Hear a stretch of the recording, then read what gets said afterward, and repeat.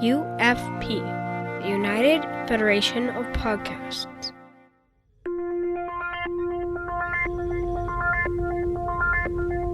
Engage. 78 years have passed since the days of the original USS Enterprise. Now a new Galaxy starship has been designed.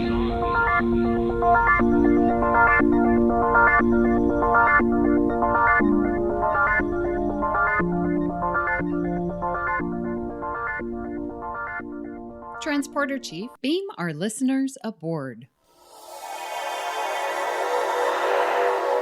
Welcome to Galaxy Class, a Star Trek Next Generation podcast here on the United Federation of Podcast Network.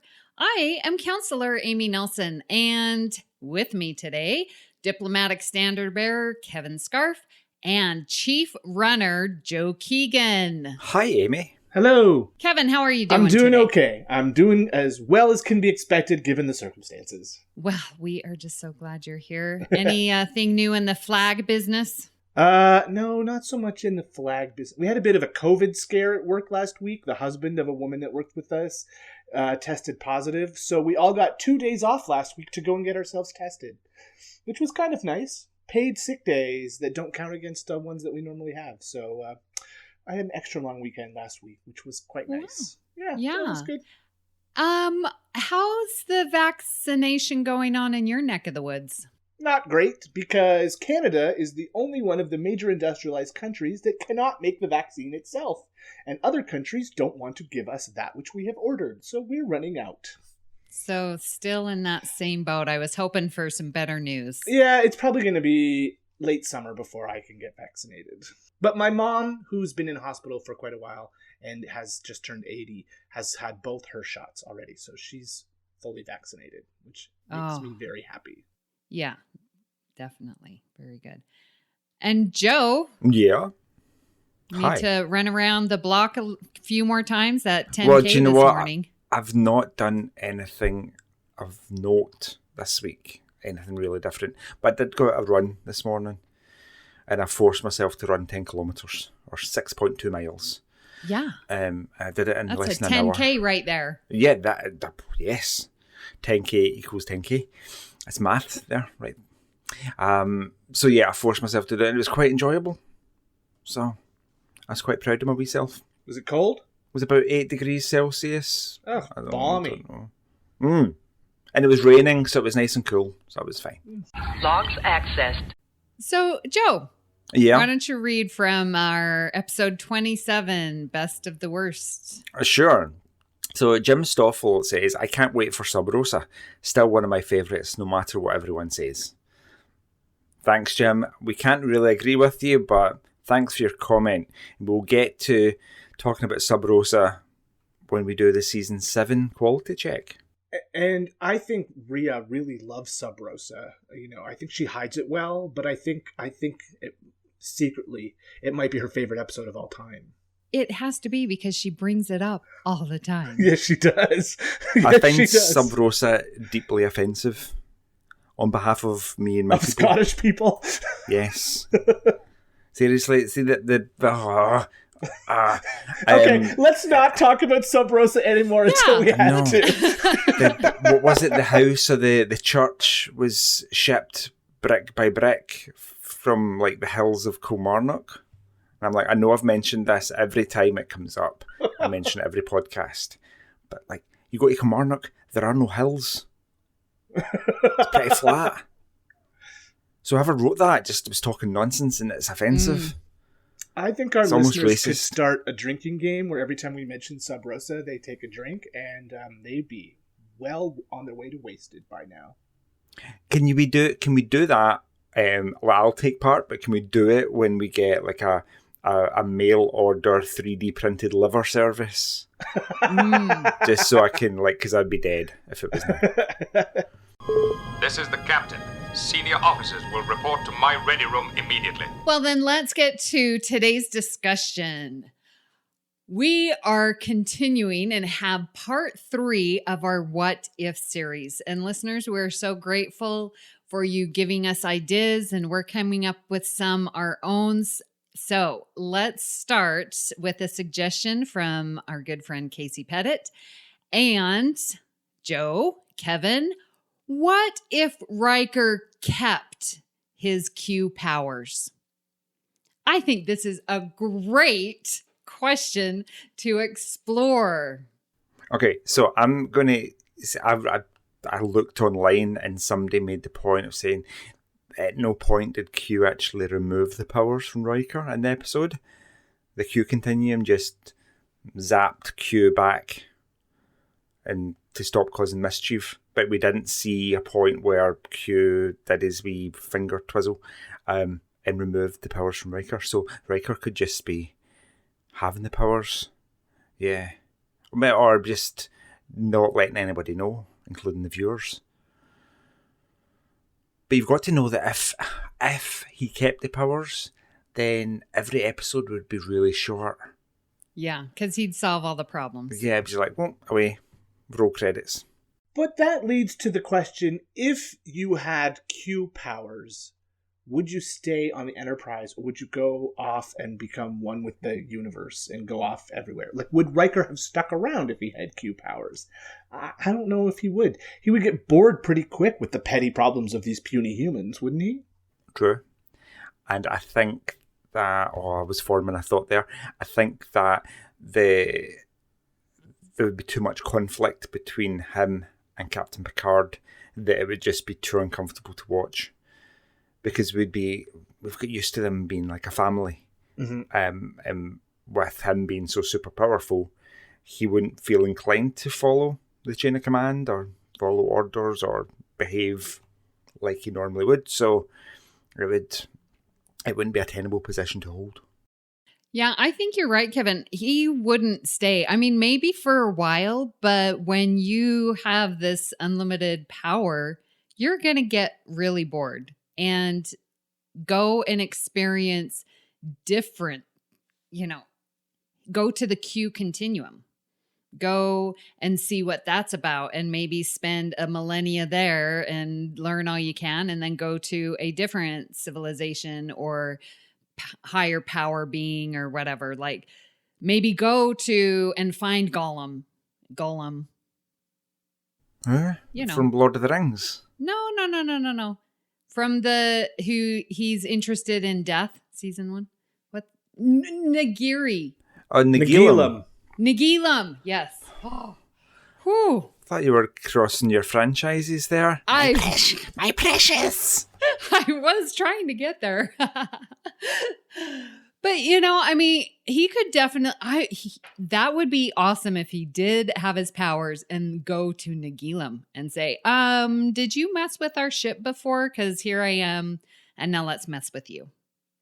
So he could totally do that. Riker got his Q powers in episode 10 of the show, and it ran another 168 episodes after that. So if you just look at season 1, the things Riker would have done, right? He would have destroyed the crystalline entity when they came across it in data lore. He would have made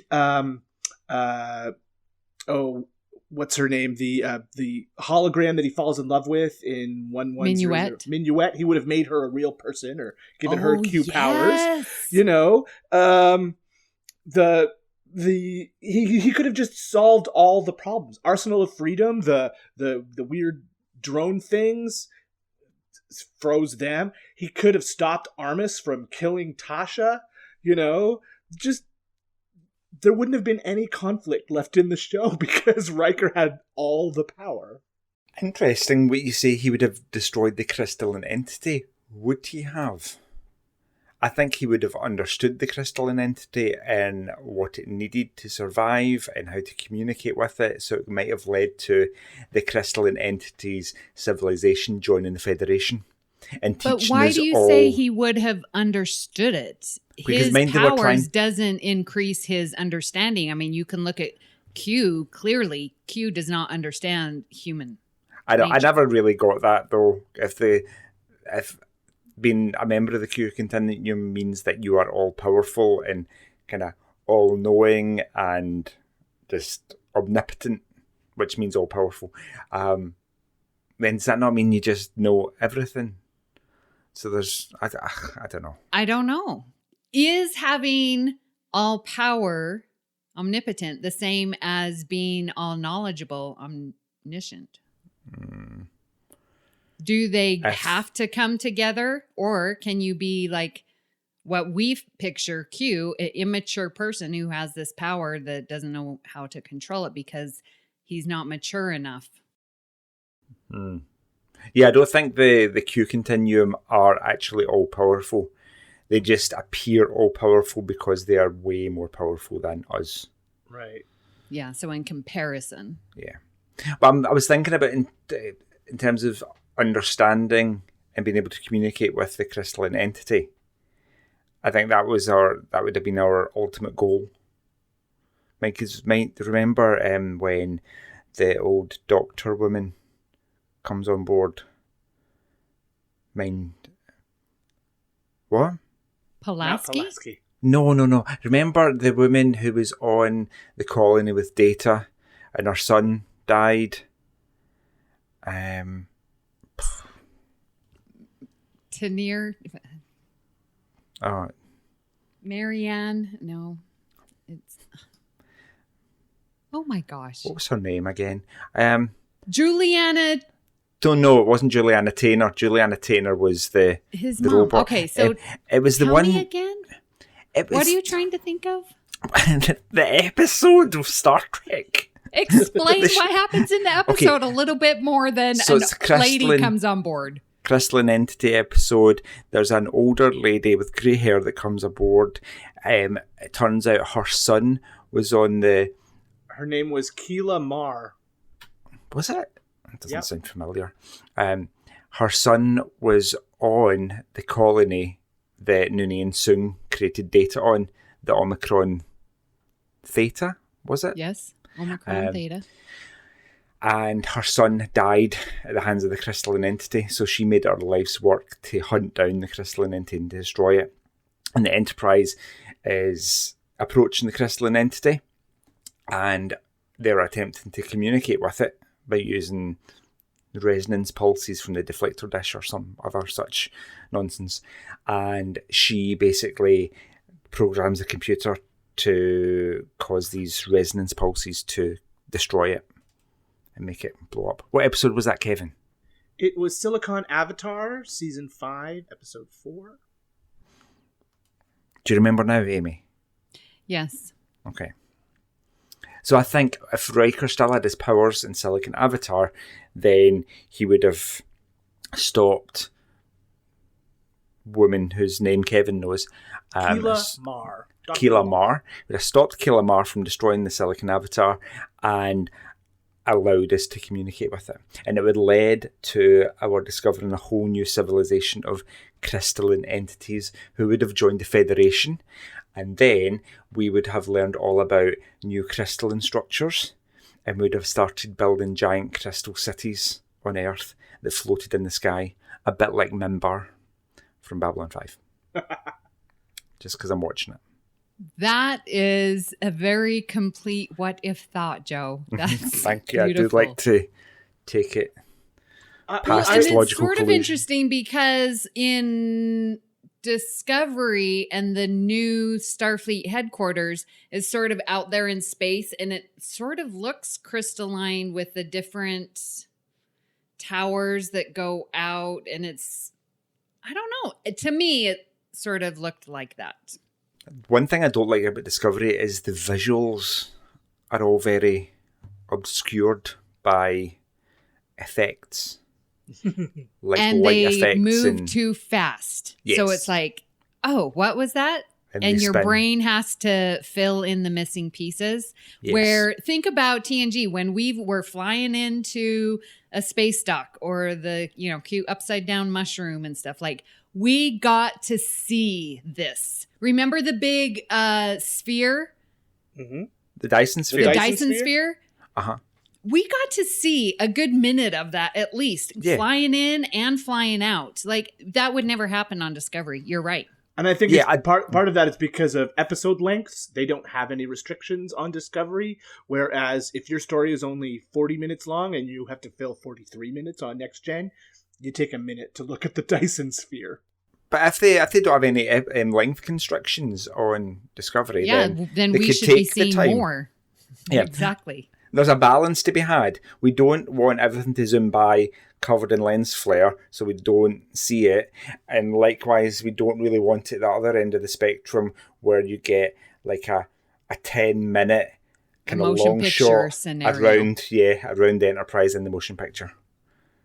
It does look beautiful and we see it in great detail, but Yes. it was the 70s, wasn't it? I mean, and that's a movie, so cut that, but I still want to see things. So yeah, I agree with you. Yeah. So anyway, Q and Riker, my Yeah. important question is, would we still have had Shades of Grey if Riker had still had Q powers? Would we have Shades of Grey, or would Remember, we have Riker Yep. has... We had to go through all of Riker's memories. Would he have been immune to that evil plant? Well, Yes. if the plant would have got him, but then he would have removed Would it? the... He just would have said, all of these plants must go, and... No, I think he would take the venom out of his body. Right. And then it So- wouldn't affect him anymore. Yeah, so we would never have a flashback episode of Next Gen. Oh, that's a shame. I like Shades of Grey, no matter what anyone says. Well, we wouldn't have had, was it Schisms? Oh. Yeah, because he would have already explored subspace. Oh no, not Schisms. The one where he's been kidnapped on the planet and he's been in the Schisms. play. No, but he's been in the Frame play. of Mind. Frame of mind. But Schisms, yeah, he would have. It's always, you're always inclined to think that if he was kidnapped by the aliens, he would have had the power to destroy them. But I don't think that's in his nature. No, To just kind of wipe them again, out of existence. Yeah, I don't think he would destroy the plant in Shades of Grey. He wouldn't destroy those subspace aliens. He would know their nature. Like a plant is just there to feed. Like you don't kill something just because it's feeding. Like that's its nature. And same with like the subspace. He would be able to, because he's all powerful, go and explore subspace. And I don't know. It's very interesting. I don't think that he would, with his Q powers, continue trying to make his friends happy. I think he is a quick enough study to say, well, that didn't work. Let me try and use my powers a different way. Would his relationship with Troy change because he had omnipotent Q powers? I figured someone was going to bring that up, and I don't see how it could stay the same. Especially if he could read her thoughts just like she could read his. That's sad. But could he read? Is that a power of the Q continuum to be able to read people's minds? Well, It seems like a logical. Because of Tapestry, Q was tapping into Picard's memories for Tapestry. That's true. Yeah, we're coming into not having a clear definition or parameters of the powers. And so we're floundering a little bit because we don't exactly know what do all this power represent if it's not all powerful. Like there's some limit to it. Has to be limited in some fashion, I reckon. But that's just my own personal opinion. So, sidebar, this is totally going way off topic, but do you believe the idea of God has limited power? Well, thank you for asking that great question. There's that thing about if you believe God is all powerful, yeah, and you can't then believe God is all good. Because if God was both all good and all powerful, then like something that's pure goodness wouldn't allow all the things that happen on Earth, all the horrors and diseases and wars and things, he wouldn't allow them to happen. And if he was all good, he would use his all-powerful nature to stop those things from happening. And the place would be a paradise. So he can either, if you believe he exists at all, he can either be one or the other. if he's all powerful, and then he just doesn't care what's going on down here, implying that he's up there somewhere. If he's all good, then he would want to intervene, and he hasn't, so it would mean that he's not all powerful. So that's Kevin? my thought. Question make brain hurt. Yes, these are things for a more theologically based mind than mine. But in essence, I agree with Joe. And it comes down to the question, could God create a problem that even God cannot solve? Right. You're getting into your paradox. To bring it back to Star Trek, Q is not God. I think there are some limits on what Q's can do. So, do you think that Riker could maintain his Q powers and abide by the Prime Directive? Do you think that he could use his powers in any way without interference? And therefore, if he can't, then what's the point of even having the powers? Sort of bringing it back down to what you said at the top, Joe, where, Q left and never really took away his powers. And so if Riker came to that conclusion, like, I can't even use my powers because that's going to be some kind of interference, therefore I'm not going to use my powers at all. There's no safe space where he could use his power without interfering in another's life. It's very deep, isn't it? Does that make sense? Yeah, it does. I'm just trying to understand why. I mean, it really comes back to what you said at the top, where, Q was called back and didn't really remove Riker's powers, but Riker figured out, if I'm going to be in Starfleet and abide by this non-interference, the Prime Directive, therefore I can't even use my powers at all, because no matter what power I choose to do would be some kind of interference. I mean, I guess he could use his power to make him an excellent trombone player, and that would not interfere with anyone else. Right. I think it comes down to two of the sort of biggest catchphrases of the Marvel universe. With great power comes great responsibility. And I think in the episode, Riker decides he's not responsible enough to have that kind of power. And two, absolute power corrupts. Absolutely. So if you have that kind of power, just knowing you have the power makes it very tempting to use that power. And I think Riker made the smart choice by turning down the power. Yeah, it'd be so tempting, wouldn't it? Oh my gosh. I just was thinking in my mind as you were talking, like, okay, how much money would I put into my bank account? And I was like, but then if I have all this money, then I do have a responsibility to society to help.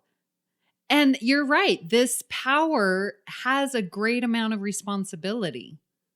So yeah, I'd be like, okay, would 1 million, maybe 2 million, but if you start getting into the tens and hundreds of millions, you really do have a responsibility to society and to give back and to improve, right? Well, if you had that power, would you feel. even need money? If you can create anything you need. But I was like, okay, if I only want to affect myself, like going on with Riker making him the best trombone player. So if I don't want to interfere, right? If I'm going along that aspect, then I can only change myself. So then I'm like, okay, I'd give me a little money.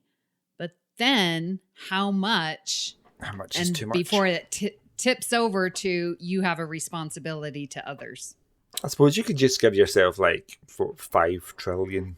But then you have a responsibility. I know. Then you could spend it on people. Okay. Okay, I'm just going to give and $1 you're trillion. okay with that responsibility? I'm going to give half of it to solve world hunger. And I'm going to use some of it to build everybody a nice big house. Everybody in the world a nice big house. And Do we have enough land mass for that? Yeah, my dad still says that you could fit, this was way back in the 80s, I think, when he started saying it, you could fit everybody in the world onto the Isle of Man. Like all like 4 billion, but you'd be standing shoulder to shoulder. Oh, I mean, you'd be all It'd be very very quickly crowded. dead. Yes. Oh man. And I've been to Disney World on New Year's Eve. I know what crowds are like. I've been to Las Vegas Strip on New Year's Eve. All right, guys, we have another what if. That got pretty deep, and thank you. So our second topic is Kamala from Perfect Mate. What if she stays on board to be with Picard? We've sort of talked about it with the deleted scenes, but I like this option, or returns in the Picard TV show to be with him after her divorce from Chancellor Ulrich of Vault. What would happen if Kamala came back and was like, this marriage thing didn't work, and I know, I bonded with you, Picard, so now I'm coming back to you after I've done my time with Chancellor. What is her if she comes back in Picard, the TV show? What is the purpose of that? Rather than it just being a throwback and fan service. Oh, look, there's Kamala back. I'm okay with the idea of her staying on board and going down the whole deleted scene route. And she lives with Picard and they're bonded and they get married. Does that last forever? I don't know. But it would certainly be a very different TV show. I'm thinking the one that jumps to mind is Attached.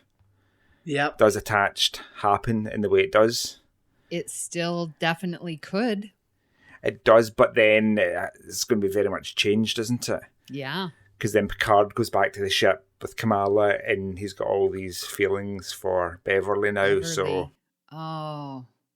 See, what if Picard bonded with Beverly? I think that would. I think they have a very deep bond already. The episode I kept thinking about was All Good Things, when we flash forward to the future where Beverly is divorced from Picard, right? If Kamala was in the picture, what, there never would have been an alternate timeline where Picard and Beverly ever got married, right? So would that relationship would have changed? I don't know if it would. Right, and maybe Beverly wouldn't have said, if Picard wants one more mission, that's what we'll give him. Well, I mean, he's still a great captain, though.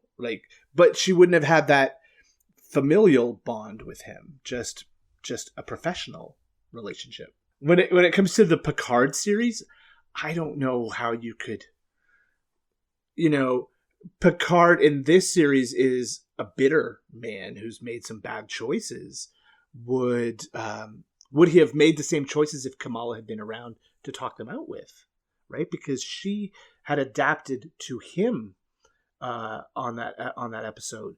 So if he had somebody to bounce his ideas off of, would he have still resigned his commission? Would he still have, made some bad choices that left him sulking in his vineyard? And even if he did, he would be sulking in his vineyard with a beautiful woman. He wouldn't have been alone. Agreed. No, you bring up a really good point, because if she were there, that might have given Picard a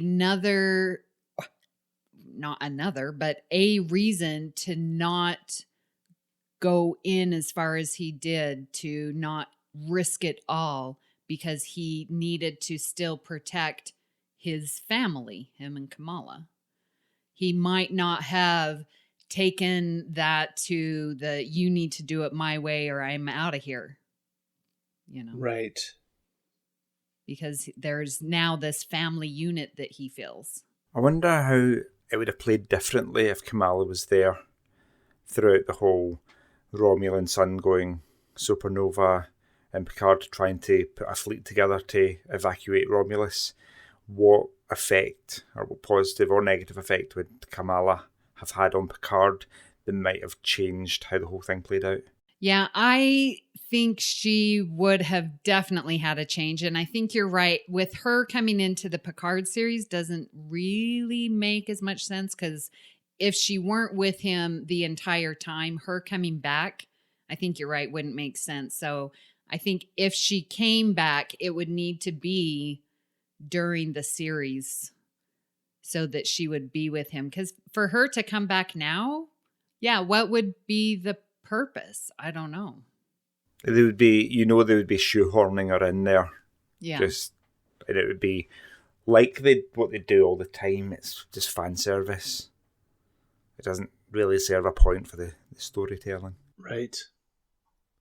Now, if she had never left, if she decided she was going to stay with Picard, only 4 episodes after Perfect Mate was Inner Light. How would she have handled that? Ooh. Knowing that the man that she's in love with has just lived an entire life with another family. I think, we talked about this with, when did we talk about this? With Beverly? I think we talked about it in What If about Beverly. Oh, yeah. What if? But yeah, I think it would be difficult because now he's had this entire experience within, 7 minutes, within 10 minutes. And like, that's going to change Picard. Therefore, it's going to change their relationship. And is she strong enough to accept that this is a life that he's experienced and still be supportive and not get jealous? Would she not just adapt to his new way of being? Obviously, he's very changed after that, and has this whole lifetime of experiences where he was married, he had kids and grandkids. So I think her empathic nature would allow her to very easily adapt to just his new way. Once she had locked on to Picard, was she still able to change? Like, she took on the sort of characteristics of the person that she was bonding with, right? So once she had bonded with Picard, would she continue to adapt to the person that Picard is? That's a good question that we don't have an answer to. Does she continually adapt? Is she bonded to that one person? Or is she bonded to that one person as they are at that moment in time? Have not thought about it. The episode makes it seem like there is a window of time that's where she's in this bonding time period. And then after that, it's no longer as effective. Right. Or as is bonding, I guess. But yeah, would she continue to adapt? But I think that would be her training kicking in. So yeah, I'm going to say yes. I'm going to say yes. There is something physical about her bonding that's a time period like adolescence or whatever. And then afterwards, it's her training because she says she was raised to, be this perfect mate. So I think her training would allow her to adapt and to be with Jean-Luc in all stages. I agree. Mm-hmm. So our final topic comes from actually a recent guest host, Jason Anderson. Hi, Jason. And he writes, what if the aliens in Conspiracy are still working behind the scenes in Starfleet? So this is the one that they're these little insect with big pincers, and they have a little thingy in the back of the neck that come out. Yeah, those are the little aliens that we're talking about. Season 1. Like the Ceti Alpha Eels from Star Trek 2, like the Goa Old from Stargate. Do you mean like a whole host of different parasitic life forms that take you over? I really like the Conspiracy Aliens. I like the way they left that episode with the homing beacon being sent out and it kind of going off into space. It's like, oh, they're going to come and find us with a massive... It gives us a great topic to discuss because it's not clear cut in the episode. So as a different take on the question, I always wanted them to come back in some form. Might we see them in Picard season 4 or season 5, where their like insectoid invasion fleet comes with like organic vessels all made of like kind of beetle shells, and big giant pincers that can crush starships. So that's something to look forward to. But the question is, what happens if they're still there? And you've got to imagine there's going to be maybe one or two of them still about, kind of controlling people, but they're not high up enough in Starfleet to have any huge impact. Because I thought maybe that they could be responsible for all the badmirals that we get, all these admirals that make terrible decisions that really affect our people in bad ways. Maybe it's because of the conspiracy aliens. See, maybe Nora Satie had one of those aliens, and that's what pushed her over the edge and made her go witch hunt in Drumhead. And you know what? That's not really her. That was just that conspiracy alien. You know what thought came to my mind too is in Deep Space Nine when the founders infiltrate Starfleet because they're shape changers. So all of a sudden you've got conspiracy bugs and shape changers both infiltrating Starfleet at the same time. How crazy would that have been? We don't stand a chance. What happens when a conspiracy bug tries to take over a changeling? That's a very good question. Because it's a solid form. Yeah, yes. So conspiracy alien tries to go in a changeling, and tries to take them over. Then they have a fight, and then the Borg attack. And so there's a conspiracy alien trying to take over a changeling. Then a Borg drone tries to assimilate the changeling as well. So this three-way fight. I don't know if the Borg would really care because there's no technology that would enhance them. But could you imagine like a changeling Borg? A Borg that could become any shape? A nanotech Borg. Nanotech Borg changeling. Their solid parts wouldn't be... You're taking like a euphemism. human and adding solid parts to them. So a changeling couldn't do that because then a changeling would cease to be a changeling because now you've got solid parts. But what if the Borg parts were made of programmable matter from Discovery? And infused. My gosh. My mind is blown. Kevin. Then that's exactly happens? What's going to happen in the 32nd century or wherever we're going to have programmable matter Borg drones that can put anything on their bodies because it's already attached with matter that can become whatever it needs to be. Programmable Borg changeling conspiracy parasites. Now that's some dangerous shenanigans. Yeah.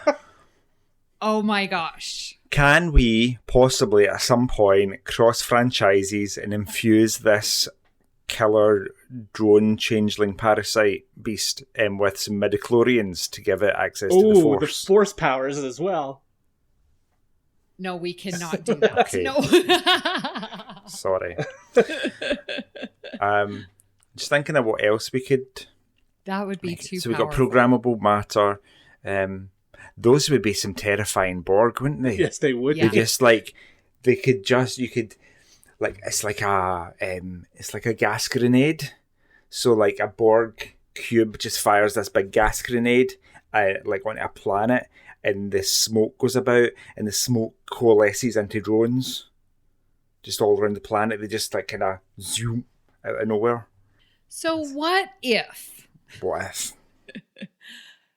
Because we're talking a lot of bad things. Yeah. But what if those programmable matter Borg Odo type parasites were near, and their home world was near the star, Romulus star. Okay. And then they went to the star and reprogrammed the stars for it to not blow up. Because stars are programmable. Okay. Could you fix that somehow? Yes, you'd give it the power of the Q. It's come full circle. I know Amy, you said we were thinking about bad stuff. I think, though, say the conspiracy aliens' homeworld was in danger. Like, they were going to be assimilated by the Borg for whatever reason. So they could ally themselves with the Federation at some point. So they kind of become goodies.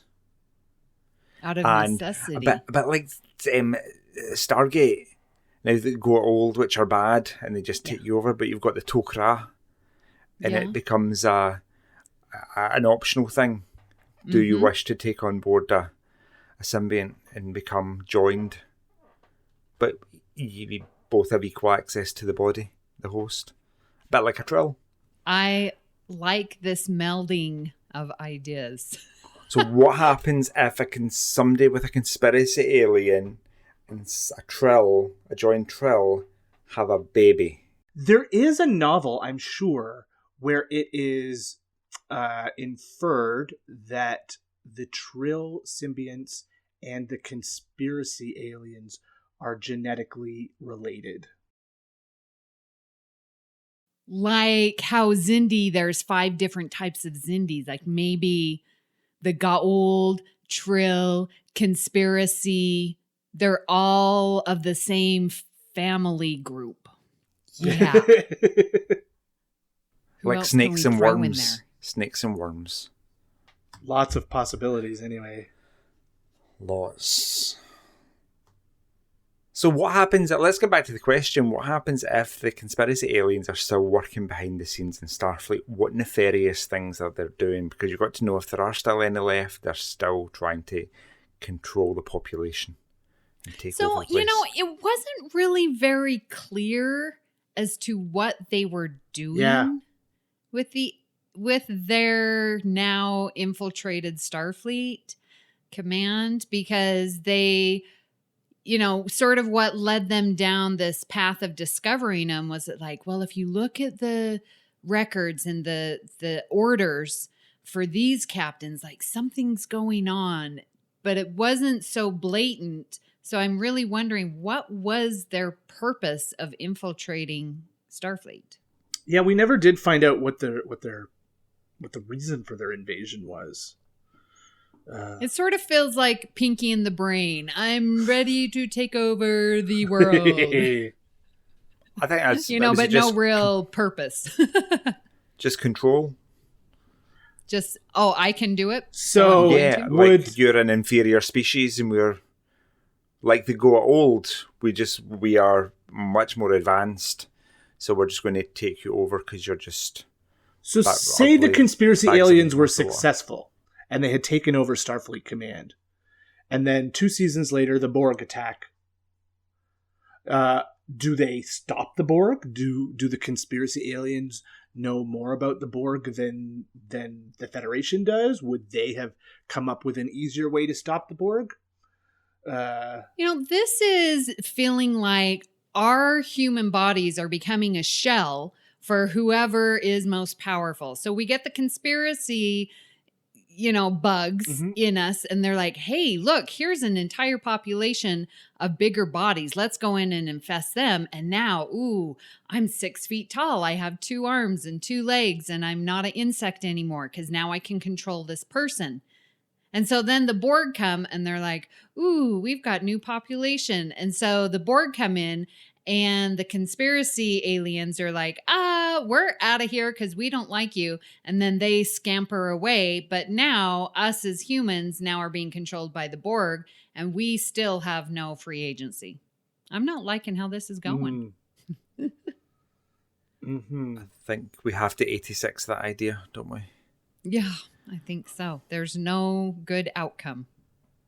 What if scenarios are just fun to talk about? We've had a lot of fun just extrapolating what could have happened, especially when we got into the thought of programmable matter Borg conspiracy changelings. And it's just fun to talk about these things. And I would love it if the listeners had more what if suggestions for us so that we don't have to do as much work. No, and I've said this on previous what ifs, like, these episodes with the creativity sort of scare me, but I love coming on with especially Joe and now Kevin that I have done 3 what ifs with you now. 2 or 3, yeah. Yeah, like you guys are so creative and so amazing with your thoughts and programmable matter. Get out, Kevin. That's like the best thing ever. So I am really enjoying these what ifs, and I'm feeling more comfortable and more confident in my suggestions as well. So thank you, listeners. And yes, hit us with some more what if scenarios so we can continue this series. Yeah, it's a bit like, I never like coming on these episodes. I don't have anything to say. But it takes the conversation to develop and somebody to have an idea that sparks an idea in me, then somebody to say something else, and it's just this big homogenous melting pot of thoughts and ideas and random occurrences that bring us to programmable matter, changeling, parasite, drones. And with having them all be of the same family, I love that. That's in my head canon now. Yeah, it's true. Yeah, with the gowl. With the Goa'uld. Incoming transmission. We'd love to hear your thoughts on today's show and hope you'll join the Facebook group Federation Council Chambers. You're welcome to start conversations with us or add any general Star Trek info you want to share with the group. If you'd like to send us an email, you can email the network at contact@ufp.earth, and we might read your email on the show.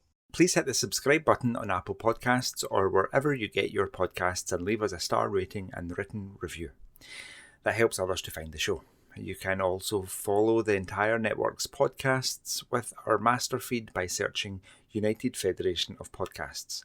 This way you won't miss any of our fine shows like All Good Things, Franchise Fatigue, Always Hold On to Arrow, General Quarters, Mickey's Marvels, Infinite Diversity, and TrekPod.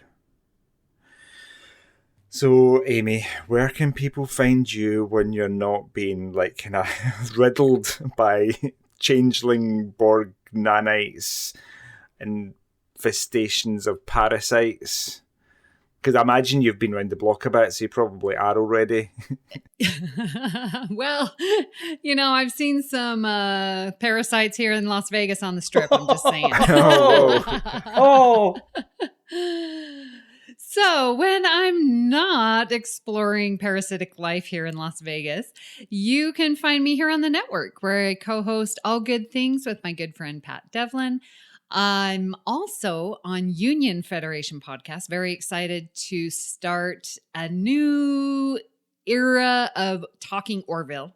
Very, very excited because we're going to talk about Orville and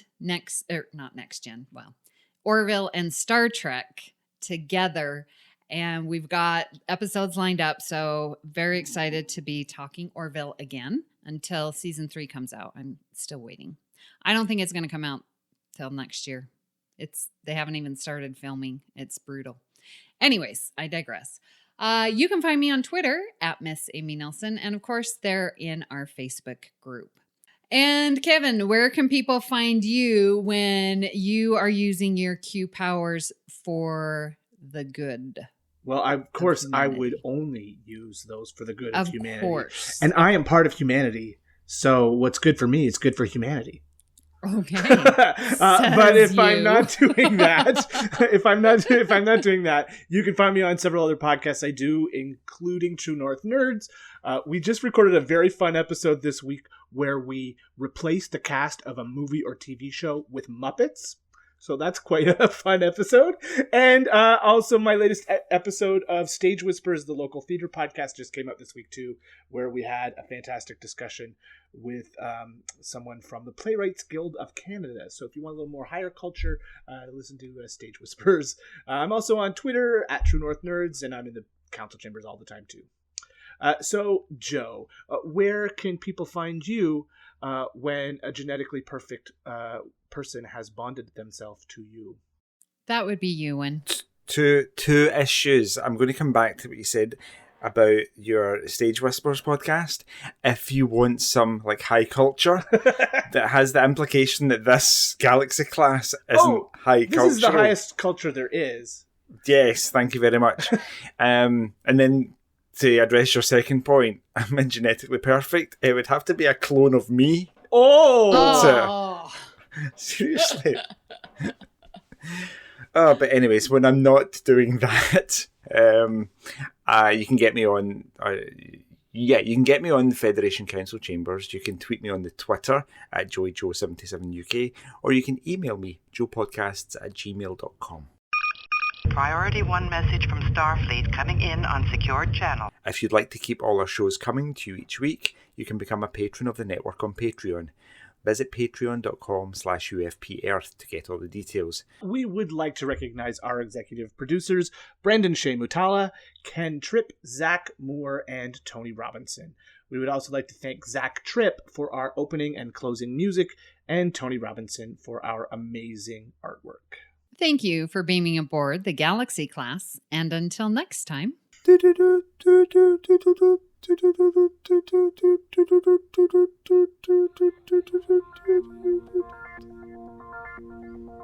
That's my homing signal. I am offering you a bright future. Great joy and gratitude. Engage.